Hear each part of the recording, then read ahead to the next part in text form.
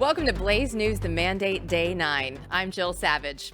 Tonight's agenda: Trump wasted no time in cleaning house once he got into office. Is the U.S. Agency for International Development the next to go? In an X Spaces conversation, Elon Musk told Senators Mike Lee and Joni Ernst that Trump believes that U.S. aid cannot be fixed by minor house cleaning and must be shut down. Acting USAID Director Marco Rubio, who's also the Secretary of State, has stated that the organization is actively undercutting U.S. interest abroad.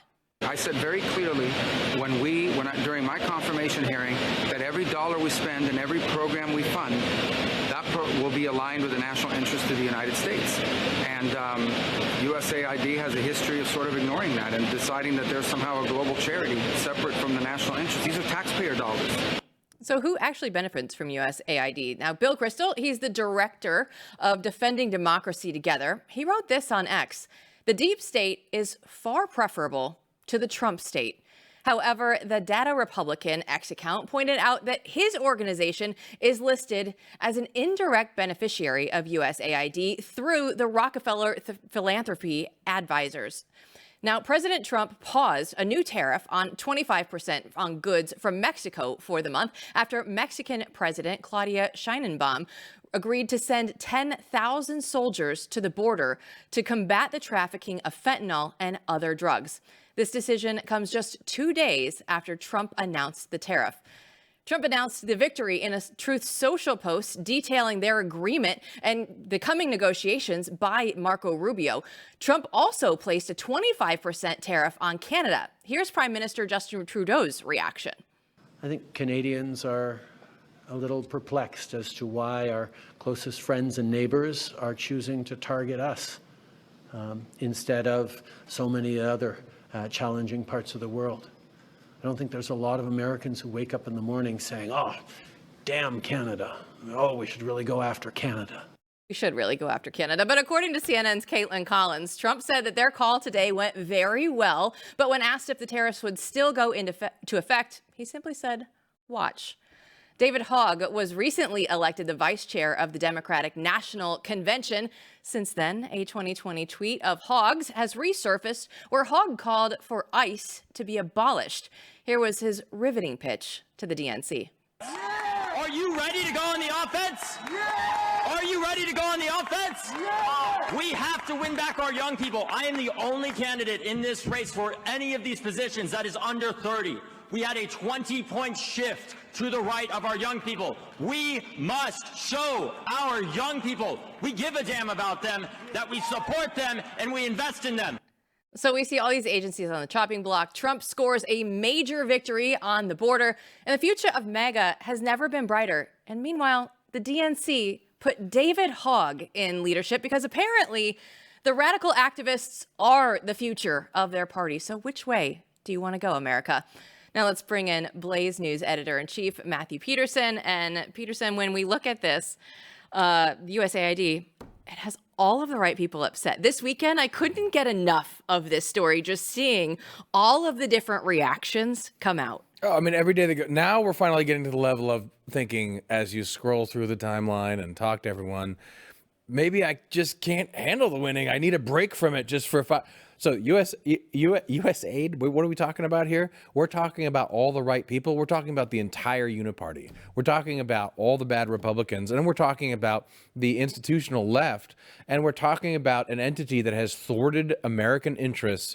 As how refreshing was that? The Secretary of the United States of America, the Secretary of State, Marco Rubio, actually called out. They have thwarted the interests of this country for a long time, and they will do so no more because they have been exposed, and now the good guys are in charge, and there's no turning back. And so it's a rout. It's as if we just, knocked off one of the many heads of the deep state in one fell swoop and destroyed it in public. So you have that on one hand, and then you have David Hogg on the other, right? Like it's Yes. such a whiplash head turn of, people on the left were like, "Oh yeah, we're going to make him our vice chair," and everybody's on the right's like, please do that. Yes, we are also in favor of you doing this as the DNC. Oh, yeah. I mean, David Hogg taking over. I mean, please, by all means, we want him there. As someone said in X, he looks like the bad guy, the bad character in some heartwarming ice skating movie. You know, he's like the bad guy in the championship. It says everything about him, really. You don't really need to say much more than that, except for please more of this. These people are in disarray. They have no leaders, and they're resorting to basically grifters, small-time grifters as well, like this guy. And that's fantastic news for America. It's fantastic news for the Republicans. It buys them more time. And again, I can't say it enough. This is a rout. Like, these people they're running away now, and they're very, very scared. There are a ton of people in the professional managerial class right now in DC and elsewhere who are just in total shock, or they're just fearful, waiting for the hammer to fall. And, you know, I have some confidence that those people won't really do much afterwards. They'll be mad, but what are they going to do?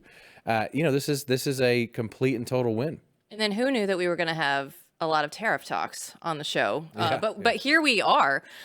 You know, so Mexico, we're going to push that back now for a month. Canada, we're still going to wait and see what happens after the call between Trudeau and President Trump. You know, again, he's just saying, watch. So we're just all going to wait and see how this all plays out.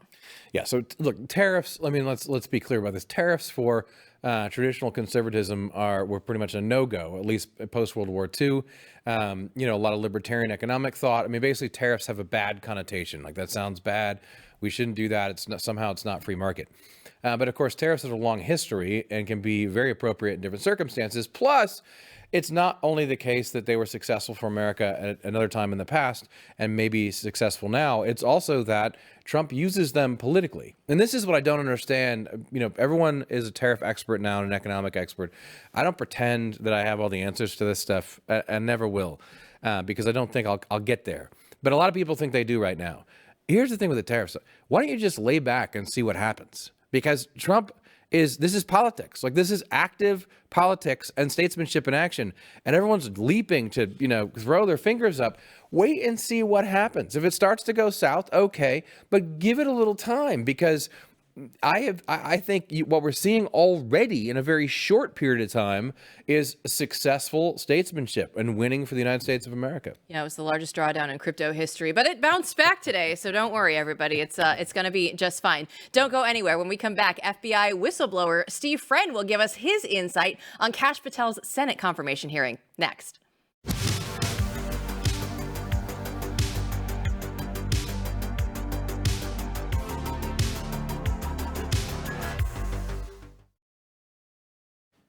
There have been major reports of an overhaul within the FBI. Over 20 senior officials at the Bureau were reassigned, and there's an ongoing process to review the positions of thousands of FBI agents, particularly those involved in the J6 investigations. Kash Patel isn't even the FBI director yet. So here to break this all down for us is Steve Friend. He's an FBI whistleblower and host of the American Radicals podcast. So Steve, thanks for joining us. It looks to me like, is the FBI right now already being reformed before Kash Patel is even confirmed?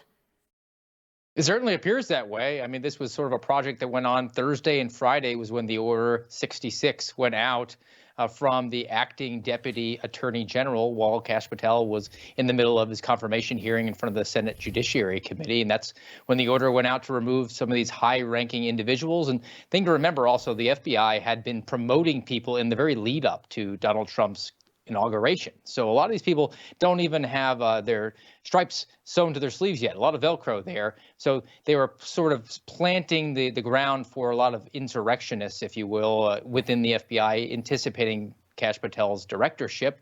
And the acting deputy AG got on it, removed those people, and that carried forward even into Friday when they went after the individuals who were really zeroing in on the classified documents case at Mar-a-Lago, and the January 6th case is up for review, and even the Crossfire Hurricane case.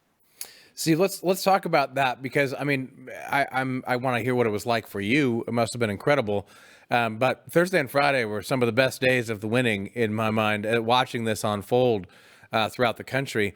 What do you know about this 12-question survey that they gave out in regards to January 6th and these other incidents? I mean, were they just looking for everyone involved and they're going to analyze it? Have they already fired people, or what's going on there?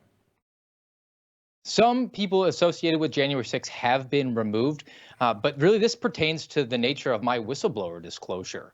I wish that they had actually come to me, and I probably could have gotten them so they weren't taken by surprise. It seems to me that the Trump DOJ did not know the size and scope of the January 6th investigations from within the FBI. They thought it was probably limited to a certain number of agents, very much like Crossfire Hurricane or the classified documents case, when in fact it's somewhere between 4,000 and 6,000 employees, because the FBI took one case, as it should have been managed, from Washington, D.C. in one location, and decided to open a separate case, up to 2,400 of them, and spread them around the country to the offices where the person resided. So we create the false image that there's domestic terrorism around the country, when in fact it were people who were standing on the Capitol grass on the outside. And now they're going to have to vet through all of it and see just how much people were involved. Were they just covering a lead to do an interview, or were they closing down an anonymous tip, or were they actually involved in the persecution that went on over the last 4 years? And those are the people who are going to have to held accountable. And it's not going to be people who just followed orders. Is not going to be the acceptable excuse at this point. Nuremberg did not work out well 80 years ago, and it shouldn't this time. Well, it is exciting to see changes already, even without Kash Patel, but he was in front of the Senate for his confirmation hearing. So what were your main takeaways when you saw him up there last week?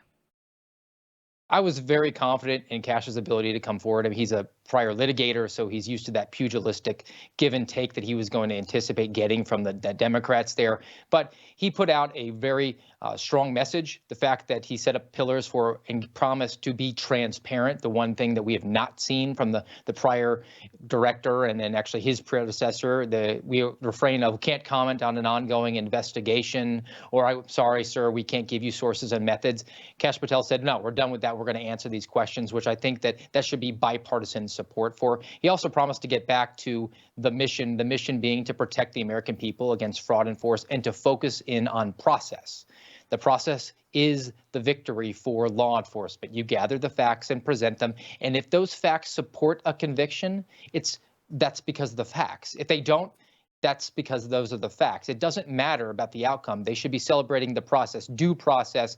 And the FBI, unfortunately, in the last several years has gotten away from that. They're interested in the outcome. They want to make sure that they can get their scalps on the wall, particularly if you happen to hold certain ideologies, which are small government, because the FBI came to the conclusion that you are an enemy of its bureaucracy if you oppose its growth. It's attaining more power, more capabilities, more resources, more personnel. So the FBI just rewrote what it meant to be a domestic terrorist. And it said, if you oppose big government, then you need to be in our crosshairs.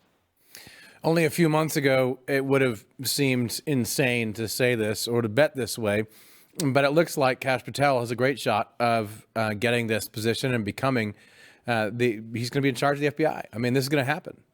So what do you think he's going to do? What do you think he's actually going to lay out? You've been on this show talking about what you think should happen, but what do you think he's actually going to do?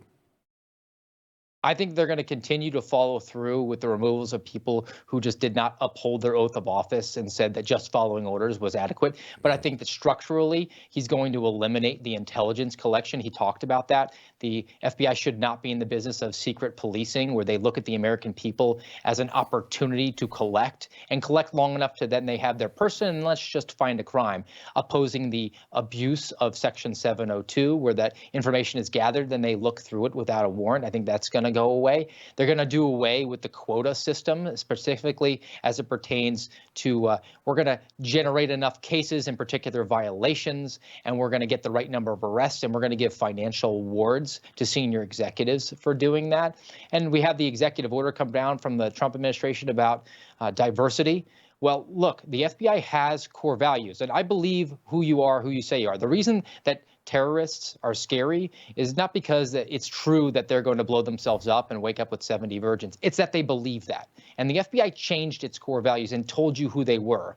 Sometime around early September of 2020, rigorous obedience to the Constitution is what Kash Patel referenced, was moved from the top of its core values to the bottom behind things like diversity. And that's why this executive order, in combination with Kash Patel coming in, we're going to get capable people. We're going to train them to be FBI agents, and they're going to go out there and address the true threats to the country, and that's violent crime and fraud, and not be putting away people who are praying outside of an abortion clinic because the administration is unhappy with the Dobbs versus Jackson decision. Steve, you talk about core values of the FBI, and it reminds me of something that you put out on X last week, and I put it out over the weekend, where they were taking paint to all the DEI buzzwords on the wall over there at the FBI. I couldn't be happier to see that. That really shows you just the times that we're in right now. It certainly does. And I mean, look, even looking at that painting on the wall, it looks like it could be a grammar school. This is supposed to be the preeminent law enforcement agency. It's supposed to be the premier training institution for that. And there are problems with the Quantico, with the FBI Academy. James Comey, when he prioritized diversity, they started to admit people who were not capable. The Academy is supposed to train people who are meritorious and capable, and they just need to learn the skills. It's not supposed to be a washout program. But because they have admitted people who are not capable of being an effective agent, they are relying on the Quantico FBI Academy to wash them out, and they've made everything at that academy an assessment when it doesn't need to be that way. And as a result, it's created and fostered this environment where new agents, as they come in, they are looking over their shoulder constantly and worried that they're going to be evaluated, and that has now compounded on itself, and they are creating this environment of us versus them. And the agent class, as they've come out now, looks at the American people as them.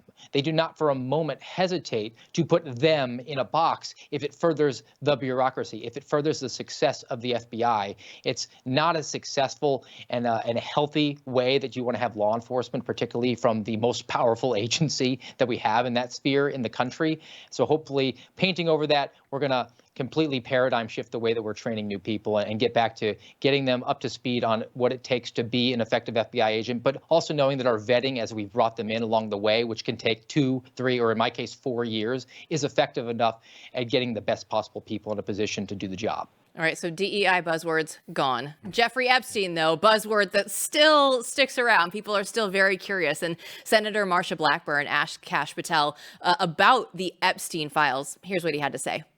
So will you work with me on this issue so we know who worked with Jeffrey Epstein in building these sex trafficking rings? Absolutely, Senator. Child sex trafficking has no place in the United States of America, and I will do everything, if confirmed as FBI director, to make sure the American public knows the full weight of what happened in the past and how we are going to countermand missing children and exploited children going forward. All right, Steve. So walk us through this, right? Would Kash actually have the authority to release all of these Epstein files and the flight list that we've heard so much about? Well, as it came to classification, I mean, that's a criminal case for the most part, unless you're dealing with counterintelligence matters. It's all unclassified.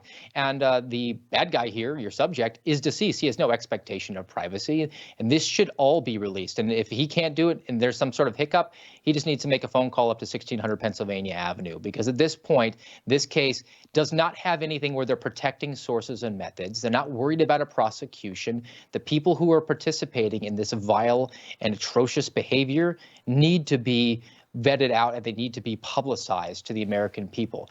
We're done running protection. We're done using the apparatus and the apparatchiks within the federal government to protect the most powerful people. The mandate that the American people sent in November of 2024 was a populist mandate. It's that we're not going to be the Russias of the world and be governed by billionaire oligarchs who are able to engage in the most vile and atrocious behavior and then just be at a pay-for-play scheme and get away with it.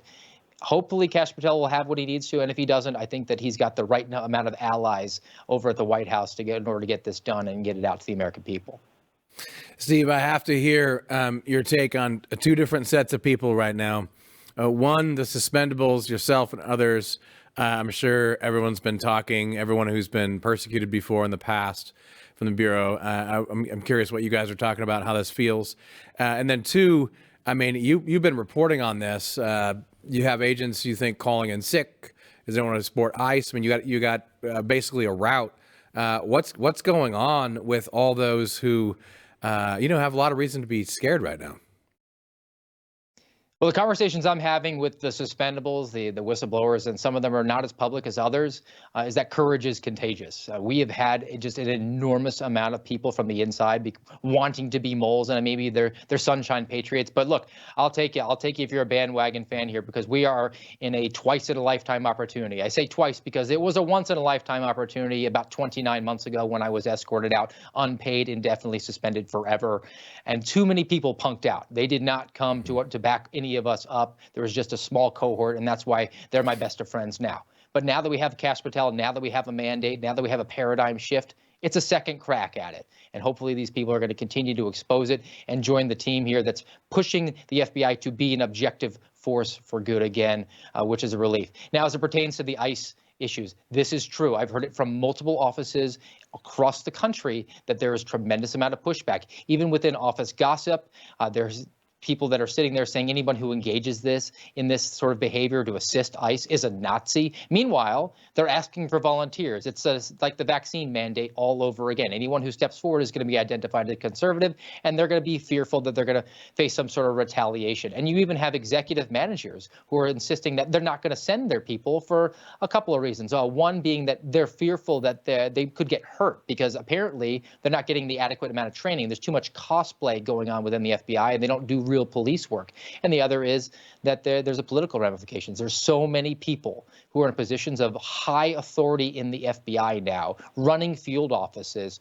who are communist leftists and do not want to help and do not believe that a directive that is lawful, constitutional, ethical, and moral from the President of the United States is something that they want to go off with.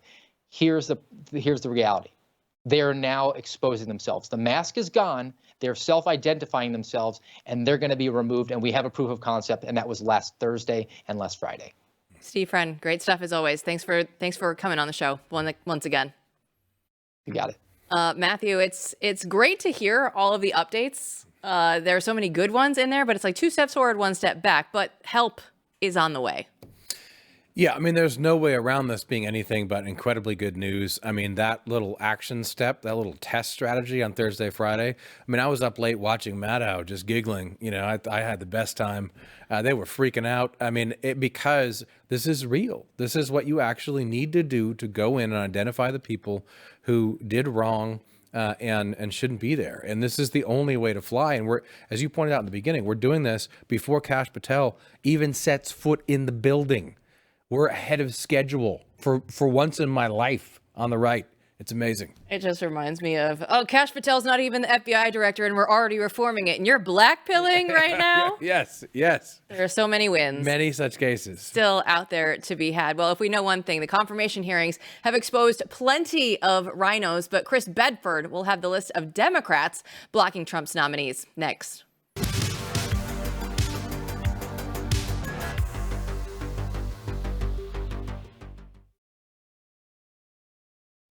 It's no secret that Senate Democrats have been fighting Trump's agenda at every turn. But have you noticed that there's a pattern when it comes to his nominees?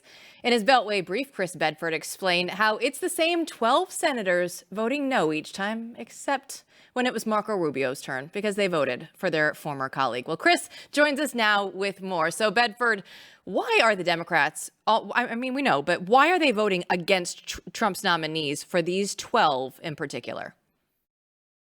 I think it's partially because they're just a more disciplined party. They're a party that's, generally speaking, better at political opposition than Republicans are. They're willing to take their fights to the mat significantly more often. I mean, remember when you always hear from Speaker Mike Johnson, he can't govern the House of Representatives. He's got too few guys. Well, he did have just a thin majority. But Hakeem Jeffries had a thin minority. Why was he able to wield so much power with a thin minority? You never really hear that from the GOP. They're not able to actually peel off Democrats to make that happen. And Republicans, generally speaking, will play ball on different nominees. For example, I compared it to today, but in 2021 for Joe Biden, when he was getting his confirmation. So he was one confirmation behind where Republicans stand right now, although senators have flown in today. They met at 6 o'clock. And they'll be hopefully doing some, or likely preparing some more confirmation votes this evening and for the early morning. But as of today, Joe Biden was one nominee behind. The difference is Well, a bunch of Republicans voted against different people. All but 2 Republicans at least voted yes on one of those nominees that passed right now.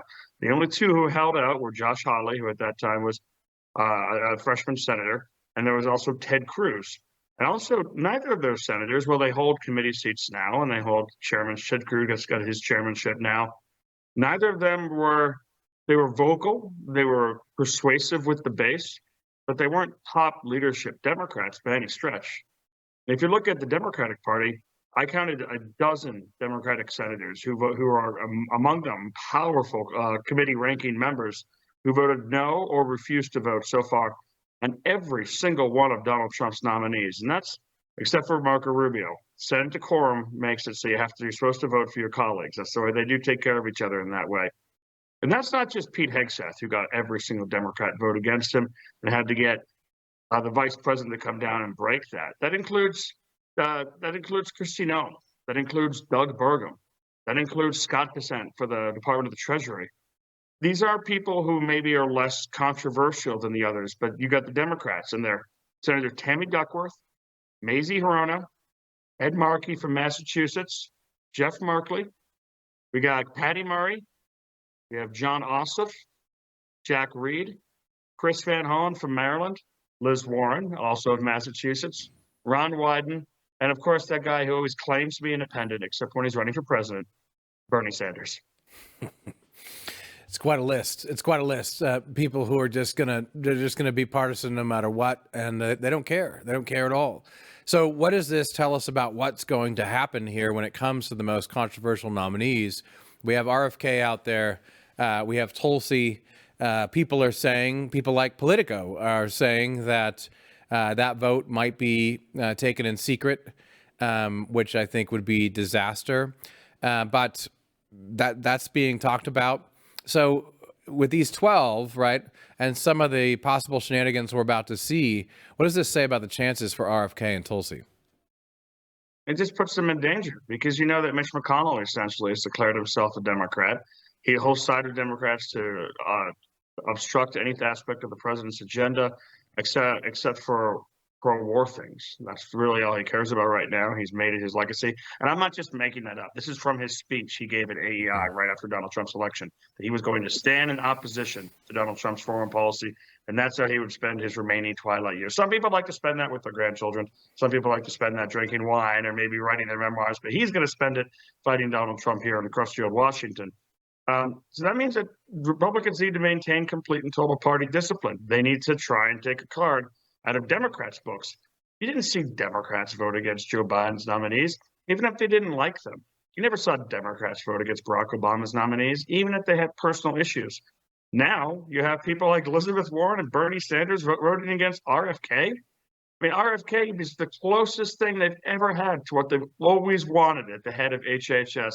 But Orange Man bad, so they're going to vote no on the committee, and they'll see them vote no on the floor as well. This makes it difficult. I mean, there was good news for Tulsi Gabbard that just came out, one of the more controversial ones.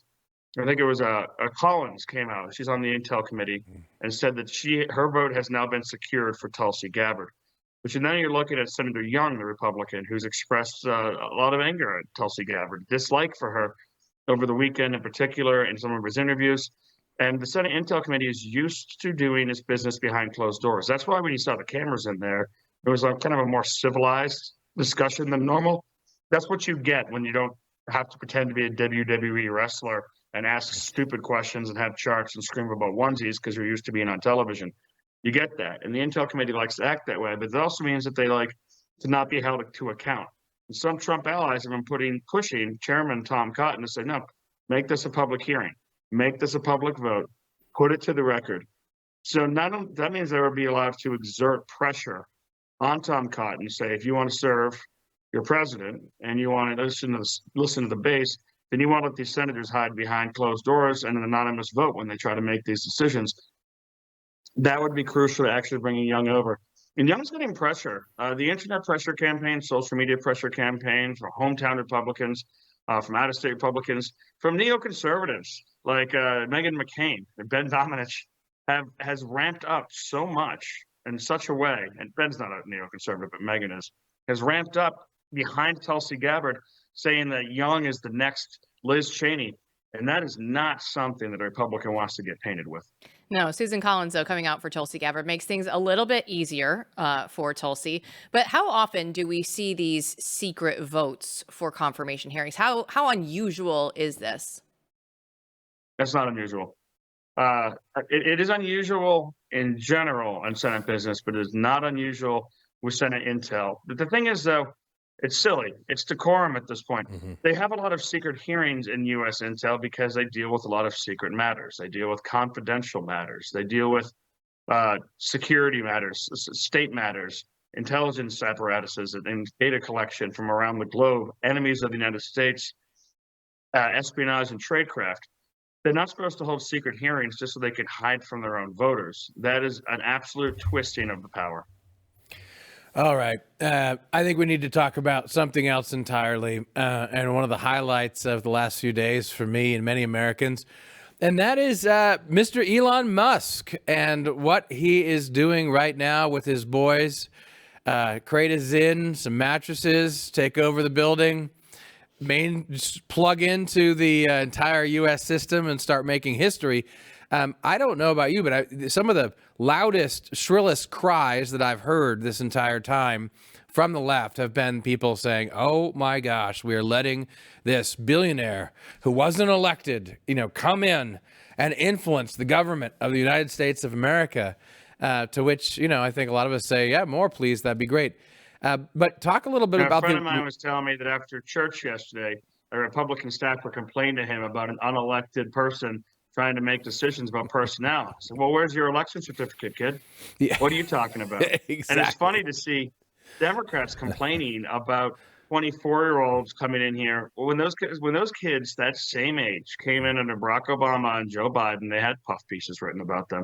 Look at these whiz kids.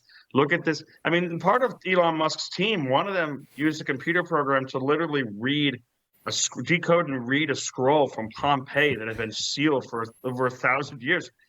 These kids are really intelligent. It's really interesting stuff what they're doing, and they're being fairly merciless about it. And I will tell you this.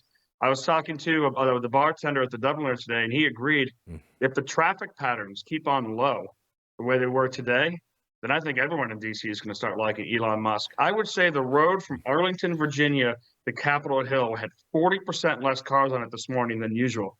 Wow. Now, some of that, of course, is going to be USAID workers, et cetera, others who have been told to stay home. I suspect a lot more of it is probably federal workers who are striking, federal workers who are calling in sick, federal workers who are trying to call the bluff and saying they're not going to come in. If you can take 20 minutes off my commute every morning, though, Elon Musk, I am with you all the way. That's amazing. I love that you got the information from the Dubliner, fine establishment. It makes me miss it. It's a wonderful place. We think about this from the top level too. As you rightly say, young talent comes in, 24-year-olds come in the other side, and it's just puff piece after puff piece, and they talk about how brilliant and young and great their party is, and look at these people changing the world. In this case, these kids are all evil, bad people we're trying to make fun of online, unsuccessfully, I might add. But at the top level, what's striking about this is how terrified they are of anyone with that level of power being associated with a Republican when, of course, as we know, the head of Google, the Google executives came into office with Obama. They were there all the time. They helped them get elected. Facebook sort of naively gave them a list to use. Every oligarch was all around them and helping them the entire time. And back then, for those of us old enough to remember, that was considered brilliant statesmanship because you were taking the advice from the greatest minds, doing the most cutting edge stuff in the country. And of course, they would be part of this movement. But it's very interesting how things change when the shoe's on the other foot. They're clearly terrified. But what do you make of this? Because it definitely is, it's not going to go away. This is going to be a major theme, at least of the next year of, oh my gosh, Elon Musk, the billionaire, didn't get elected and he has power. Do you think it's hitting a mark? Is this still growing in D.C.? Because I don't think they're going to stop saying it. The question is whether it will work at all with the American people. I think it'll be difficult to make it work. And yes, I remember that. I remember books being written about Barack Obama's brilliant use of Facebook and social media targeting to get down to a nitty-gritty level with voters and their interest and their friends that had never been achieved before by any voter file that had ever been bought in history. And they wrote books about the whiz kids and how genius it was. And then with Hillary Clinton, they wrote books about the Mook Squad and how wonderful they all were. And then when Cambridge Analytica did it in 2016, they wanted people to go to prison. And Facebook changed every aspect. And they, by the way, didn't even do a great job of it compared to the Barack Obama people. And Facebook welcomed them in at first because, well, they'd been lauded in the past for opening up American democracy. Well, if you don't do what Democrats want, then you're not democracy. I guess they are a well-named party for that. So they tried to take away, they ended up, Facebook having to change all of its policies to be able to change that.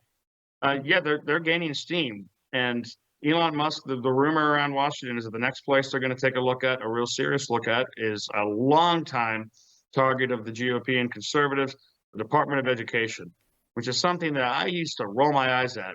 Actually, literally this morning, I would have rolled my eyes at before I actually started to hear it from more and more credible sources, because it's something that Republicans since 1964 have campaigned against and never do anything. It always just gets bigger and bigger, and everyone's afraid.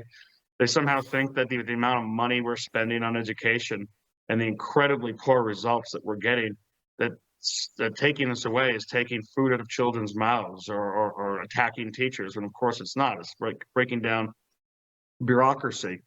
And I've also found in my years in DC that whether it's the Koch brothers or George Soros or Elon Musk or Project 2025, middle of the road voters do not care about these shadowy cabal forces. A lot of the times they're really exaggerated, as in the power of the Kochs. When they tried to make Grover Norquist into an evil supervillain during the Tea Party years, like an extremely difficult to believe idea, or when they tried to make Project 2025 a thing. And right now, the Democrats are already dumping hundreds and hundreds of thousands of dollars into state races way ahead of time to try and seed the ground about Project 2025. Spend all the money you want. It didn't work the first time. And even though George Soros has had a demonstrable impact in our country. His pouring money into Secretary of States and U.S. attorneys and attorney generals races has changed the face of criminal justice. He's the reason for the crime waves, like basically solely. He's the reason the Democrats were able to change so many rules in 2020 during the elections with COVID. All him. But if I talk about that and Republicans talk about that, well, people who care about grocery prices and their kids being in school, they just don't care. Like, whatever. You can get excited all you want, and I do get excited. It's important. But regular voters don't care. It doesn't move the needle. So if they do this with Elon Musk, who's like, by the way, is way cooler than any one of those other people. He's literally launching rocket ships and putting out electric cars, which I see all over DC. They almost can catch up with Subarus for how many I see around here. It's hard to make that guy too much of a villain. Well, I love it today. It was Chuck Schumer on the Senate floor. He wasn't talking about the Department of Education, unfortunately. I wish that he had added it in there, but he was saying, if Elon Musk is willing to go up and blow up USAID the way that he is, what's next? The Postal Service, the IRS, other national security agencies? And I'm like, Chuck. Talk dirty to me, Chuck. Let's go. Are you trying to make this a better day? Final word, Bedford. Oh, I love it. It's exactly right. And yes, I would say the U.S. Postal Service, the IRS are absolutely next. And if you look at some of the stuff, you look at the Environmental Protection Agency. One person I was talking to on Capitol Hill today told me that 220,000 of their employees have been hired on a probationary basis within the last year. Well, that means that they can be fired without any kind of a change. These are the sort of things that are happening. I have to double check that figure because it seemed high to me, but these are what they're looking at. They're going to use their powers and they're going to use the bureaucracy and they're going to do it legally and they're going to do it carefully and they're going to have an impact like none I've ever seen in DC. Bedford, thanks so much. See you tomorrow. MP, an impact like he's never seen before. And that's somebody who's been on Capitol Hill for quite some time. Yeah, and knows what he's talking about. And it's true. He's just telling you what's true because what's going on right now is unprecedented and no one's seen anything like it. And it's really happening in real time. And I feel the same way he does about, you get up in the morning, you're like, yeah, the Department of Education, I'll believe it when we get rid of that. But by the time you get to the afternoon, you start thinking, yeah, we might actually have a shot at this. And look, there's still a long way to go. We have to get people confirmed. We have to get everyone in there. But this is setting the tenor. It's setting the standard, really. It's setting the standard for the rest of this administration. People will be very disappointed if, we don't keep up this momentum. And this momentum, this is perfectly timed. You have to do it now, because the more you refuse to act, the more obstacles pile up around you. It's just like in the house when you say, I'm just not going to get to that right away. You look around and it gets worse and worse. Everything piles up around you. You'll never get anything done that way. So what's going on now is exactly what you would want to see A+++ to have a healthy, happy 4 years where we really do, initiate and achieve the counter-revolution we all voted for, the mandate. The time is now, because look at all the winning that is happening right now. People are not getting tired of this. And Chuck Schumer's out there saying they might get rid of the Postal Service. Please give me those headlines every single day. When we come back, we'll let you know what Americans think about the Trump tariffs. We have your answers after this.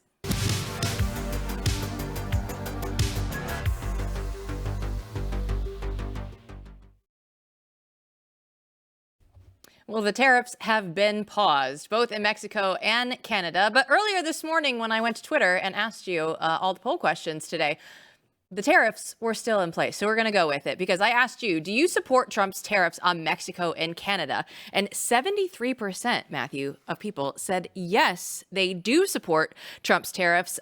People that are waiting to see was 19%, and no came in at a very low 7%.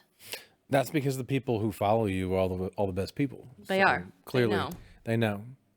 I think that this is going to change over time, actually. I do think people are just going to get used to, tariffs, normalized tariffs. They're going to get used to the concept. They're going to get used to the way that Trump uses them. He's not going to stop using them this way. So, unless we get tariffs in the future and there's long-term negative consequences from something really large and sweeping, I don't think that the trajectory is only going one direction, and that direction was basically going to be, tariffs are fine. We've heard Trump talk about it. It's fine. Yeah, but Trudeau came out and announced that there's going to be a $1.3 billion border plan. They're also sending 10,000 Canadian Border Patrol units to the border to combat all the fentanyl trafficking that's happening. And the tariffs are going to be paused for 30 days on the northern and southern border now. So it's a big win for Donald Trump. It's a huge win. And again, these are very quick wins. This is like dopamine hits. I mean, with Mexico, Canada, very quick, just like he was before he even got in there. Before he even got in, he was making, policy. So I see a very recalcitrant rest of the world. I see the same problems that we had rotting here of a sort of credentialed elite that doesn't do anything, just sitting there. And they don't know how to respond to this. I mean, this is decisive, it's quick, and it's clear. And no one knows how to respond to that anymore other than to fold. And so, up until someone does, you're going to see more of this. Trump's just going to make people fold. Well, Trump's going to make people fold because he has all the best people around him. Give us your closing thoughts here for today on all the talent that is here now. Yeah, I mean, this is an enormously important topic for all of America, not just the White House and not just the federal government. And that is that we've been living under, for decades now, we've been living under a regime of professional managers, right? The professional managerial class, some people call it PMCs. There's all kinds of names for it. But what it really represents is the idea that you go and you get credentialed either in a college or some kind of, graduate program. And then once you have that credential, you are the best, right? You know stuff, you have expert knowledge, and then you go apply that knowledge like a tool to some, part of industry or government. So it might be social science, sociology, and then you go and you get a degree in international relations. And now if that degree is good enough, now you can come work for the State Department, and now you'll know something about statecraft. And I think what's been happening, right, is those institutions rot away that are supposed to credential people based on merit and talent, and they lose their way, and they don't do that well, they don't do that effectively, is things start to break down. And all of a sudden you're seeing the Trump administration break through all those credentialed institutions, all those obstacles that were in place, and say, we're going to do it a different way. So let just think about this with me for a second. I mean, if you wanted to do the thing, right, before, you want to be a young leader in America, You'd go to a civic-minded, top-tier institution like a Yale or a Harvard. You're going to graduate. You're going to do something for, 5 seconds here, 5 seconds here, and then all of a sudden you're 24 years old. You've had these nice jobs that are okay to have after college. They're accepted, and you are selected as a brilliant young leader, to go right into that White House and do all this great stuff, and the media lauds you, right? What you're seeing with Elon is something very, very different. I mean, what he's doing is taking really talented engineers, one from Nebraska, the guy who, he goes to Nebraska, the senior who Chris Bedford was talking about earlier, who's actually using AI to decipher the scrolls with the lost works of Aristotle, et cetera, in his free time. But this is someone who is just purely talented. What Elon's looking for is anyone who's talented can join his ragtag group. It doesn't matter where exactly you went to school. Credentials only matter if they mean something. And that is the world we live in now. What we're seeing now is it doesn't matter about the credentials for the credential's sake. It doesn't matter about the job you had with the name that you needed for its own sake. That made things very easy for a lot of people who are way too comfortable and don't think they actually have to do things. These guys now are ushering in an era that we desperately need, where if you really want to do things, if you can just do things and you know how to do them and you show facility and you have merit, you will be rewarded and you will be the leader. Because here's the thing, ladies and gentlemen, if you can't lead, even if you go to the schools that make the leaders of tomorrow, you graduate from Yale, you graduate from Harvard, and you can't actually lead, eventually people catch on and they say, I am not going to follow you. I'm going to look for someone who can.